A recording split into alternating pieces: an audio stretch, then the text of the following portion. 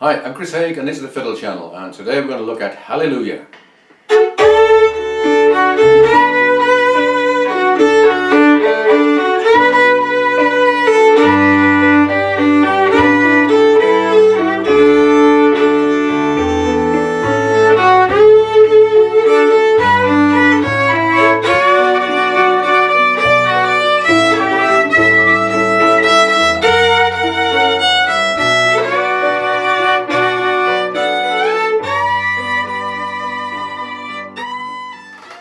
Hallelujah was written by the Canadian singer Leonard Cohen, first released in 1984, and to be honest it wasn't a big success for him straight away. It was recorded by John Cale in 1991 and Jeff Buckley in 1994 and by Shrek in 2001, and lo and behold, suddenly it was a massive song.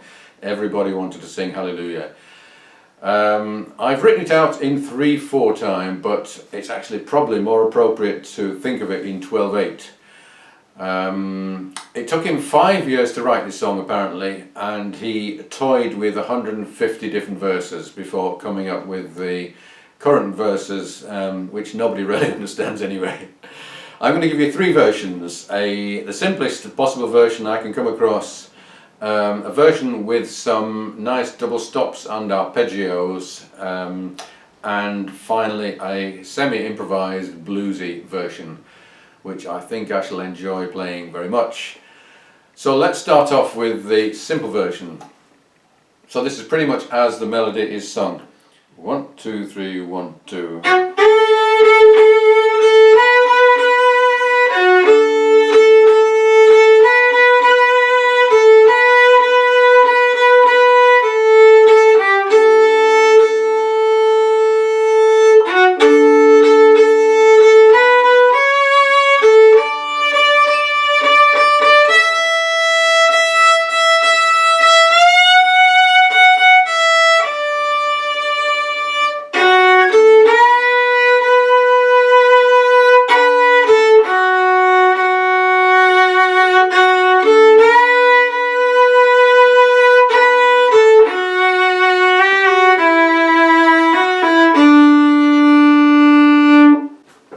Now the main difficulty of playing this is keeping the time and getting the rhythm. So if you're going to tap your foot, which I was just then it's 1, 2, 3, 4.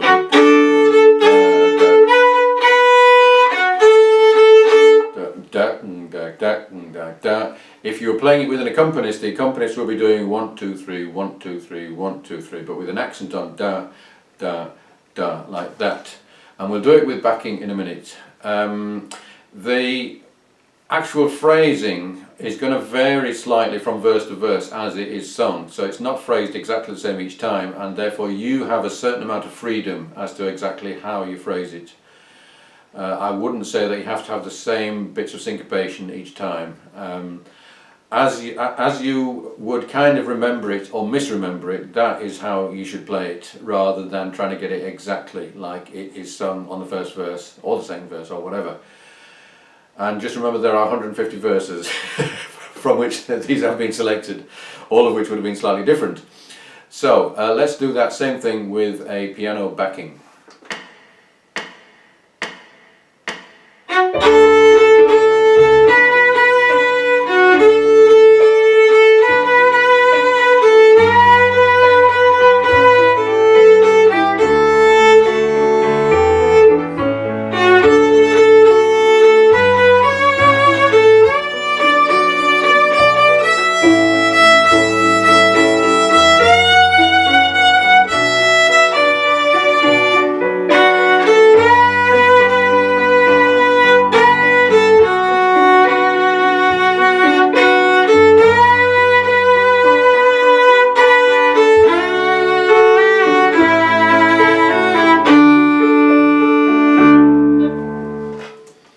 I was using mostly, well in fact all first position there and open strings, but this needs to be played very sweetly, and if you can do higher positions with some slides and some vibrato, this will be much better.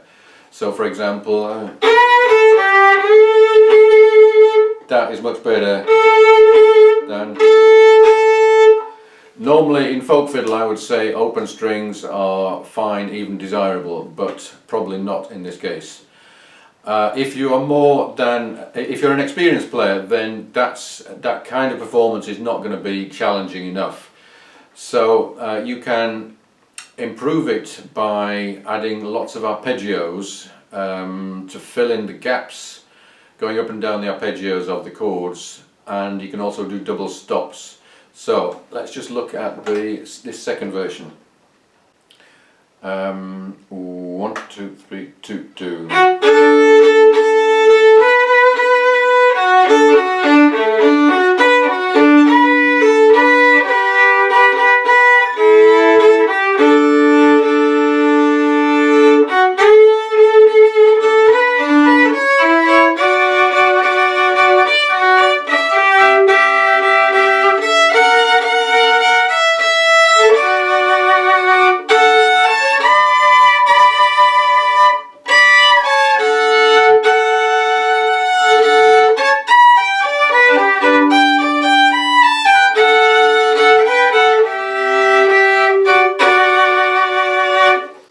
Now, I'll be the first to admit that this is not a wonderful arrangement, and I think you should consider using bits of it and maybe finding some better bits. But I'll just show you the double stops as we go through. So on the second line, that's for the G chord. For the A chord, put an E under the A note, put a D under the A note for that D chord. For the B minor chord, I have a D with an F sharp under it, and then do that as a kind of arpeggio broken chord. 4, 3, 4. This is my favourite one. This is a F sharp played with your second finger with a B sharp, with an A sharp underneath it. So that's 2 over 1. And if you don't get that, then you're missing. This is the most interesting chord in the piece. And if you can get that A sharp, which is the major third of the F sharp, then that's a good one to have. The cat is trying to get in on the action. Let's hope she decides to just go and get some food and leave me alone. And then we've got a bit of what I call a scale of sixths, which is inverted third.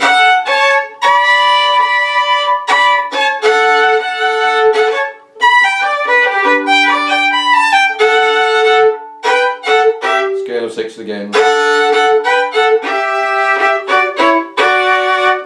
And I have done a video about the scale of sixths. It's a very useful way of harmonising without having to think very hard about what you're doing. Basically, the upper note is the melody note, and the lower note is a third above or a sixth below. And by learning the scale, so that your fingers know where to go, then you can harmonise really quite easily. So let's go through all of this with the backing.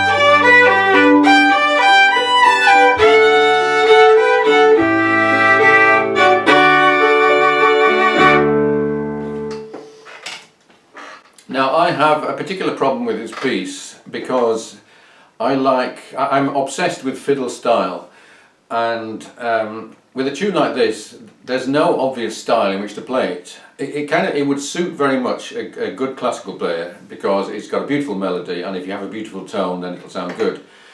But if you're going to make it into a country tune or an Irish tune or whatever by putting in ornaments, then it's not necessarily going to be appropriate for whatever you're going to do with it.